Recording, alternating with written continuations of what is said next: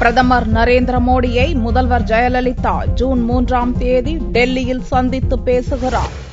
நடந்து முடிந்த லோக்சபா தேர்தலில் பாரதிய ஜனதா தலைமையிலான தேசிய ஜனநாயக கூட்டணி 336 தொகுதிகளில் வெற்றி பெற்று ஆட்சியை பிடித்தது. தமிழக முதல்வராக ஜெயலலிதா பதவியேற்ற போது விழாவில் மோடி கலந்து கொண்டார். பிரதமராக மோடி பதவியேற்ற விழாவில் இலங்கை அதிபர் ராஜபக்சே கலந்து கொண்டதற்கு எதிர்ப்பு தெரிவித்து முதல்வர் ஜெயலலிதா பங்கேற்கவில்லை. இந்நிலையில் பிரதமர் மோடியை முதல்வர் ஜெயலலிதா வரும் ஜூன் 3ஆம் தேதி டெல்லியில் சந்தித்து பேசவுள்ளதாக தமிழக அரசு வெளியிட்டுள்ள செய்திக்குறிப்பில் தெரிவிக்கப்பட்டுள்ளது. தமிழகம் தொடர்பான முக்கிய பிரச்சினைகள் குறித்த கோரிக்கை மனுவை இந்த சந்திப்பின் போது மோடியிடம் ஜெயலலிதா அளிப்பார் என்றும், தமிழகத்தின் சட்டப்பூர்வ உரிமைகளை பாதுகாக்கவும் தமிழகத்தின் வளர்ச்சியை துரிதப்படுத்தவும் சில முக்கிய பிரச்சினைகள் மீது மத்திய அரசு உடனடி கவனம் செலுத்த வேண்டும் எனவும் மோடியிடம் ஜெயலலிதா மனு அளிக்க உள்ளதாகவும் அதில் தெரிவிக்கப்பட்டுள்ளது. தமிழகத்தில் உள்ள 39 தொகுதிகளில் 37 இடங்களில் வெற்றி பெற்று பாரதிய ஜனதா காங்கிரசுக்கு அடுத்தபடியாக தேசிய அளவில் 3வது பெரிய கட்சியாக அதிமுக உருவெடுத்துள்ள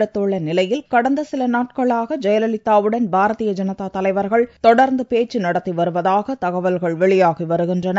லோக்சபாவில் பாரதிய ஜனதாவுக்கு தனி பெரும்பான்மை இருந்த போதிலும் ராஜ்யசபாவில் அதன் தலைமையிலான தேசிய ஜனநாயக கூட்டணிக்கு 65 எம்பிக்களே உள்ளனர். எனவே ராஜ்யசபாவில் சட்டங்களை நிறைவேற்ற ஜெயலலிதாவின் அதிமுக, மம்தா பானர்ஜியின் திரிணாமுல் காங்கிரஸ், நவீன் பட்நாயக்கின் பிஜு ஜனதா தளம் போன்ற மாநில கட்சிகளின் ஆதரவு மோடி அரசுக்கு தேவைப்படுகிறது. ராஜ்யசபாவில் அதிமுகவுக்கு 11 எம்பிக்களும், திரிணாமுல் காங்கிரசுக்கு 12 எம்பிக்களும், பிஜு ஜனதா தளத்துக்கு 6 எம்பிக்களும் உள்ளனர். இந்த சூழ்நிலையில் மோடியுடனான ஜெயலலிதாவின் சந்திப்பு அரசியல் முக்கியத்துவம் வாய்ந்ததாகவும் கருதப்படுகிறது. இந்த சந்திப்பின் போது மத்திய கூட்டணி அரசில் அதிமுக சேர்வது குறித்தும் பேசப்படலாம் என்றும் டெல்லி வட்டாரங்கள் கூறுகின்றன. மோடியும் ஜெயலலிதாவும் நீண்டகால நண்பர்கள் என்பதால் அதற்கான வாய்ப்புகள் அதிகம் இருப்பதாகவும் கூறப்படுகிறது.